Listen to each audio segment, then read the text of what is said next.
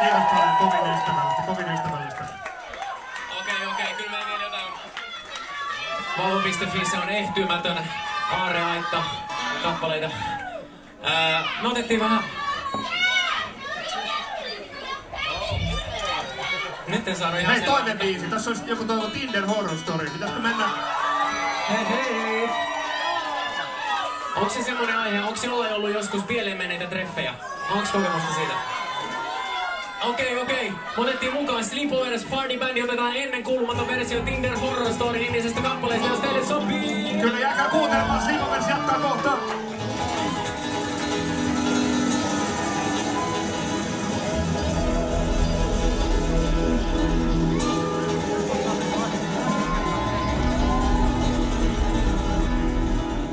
No niin, voidaanko pamauttaa pahimmat Tinder-treffikokemukset jakoon?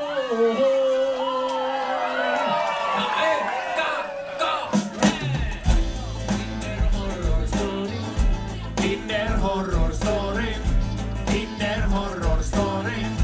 Tinder Horror Story. No aloitan sillä, että kerran eräs mies, jonka bongasi työn pikkutunneilla. Hän tuli luokseni yökylään. Ja hän sitten kännipäissään kusi vaatekomeroon, niin Tinder Horror Story. Tinder Horror Story. Tinder Horror Story.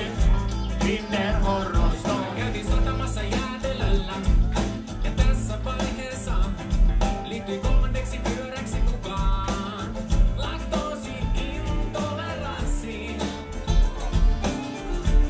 Mä naaman punaisena pidättelin.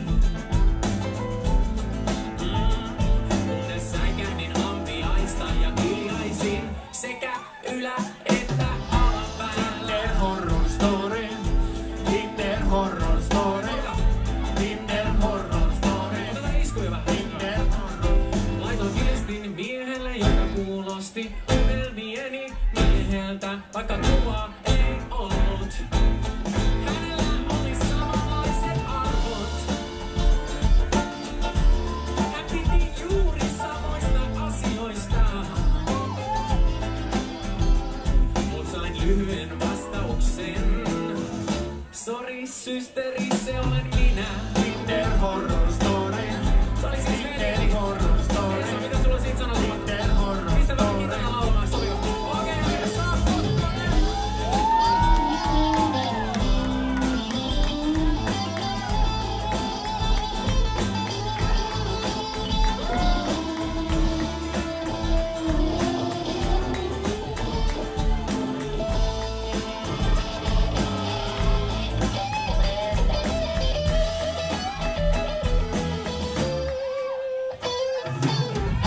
Tinder Horror Story. Tinder Horror Story. Tinder Horror Story.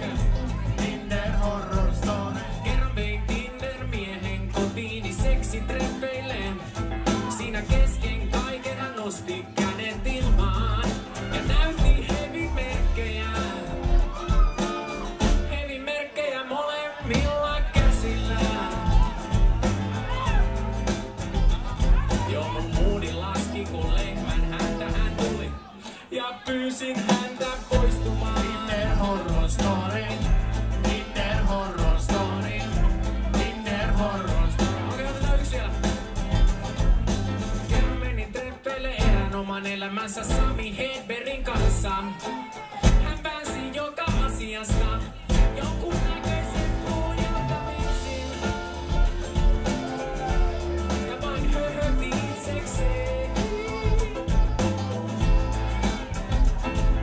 Kun olimme lähdössä eri teille, niin hän tokaisi.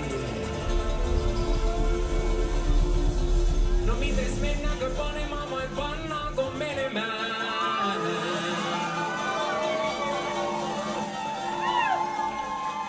Mä poistuin paikalta.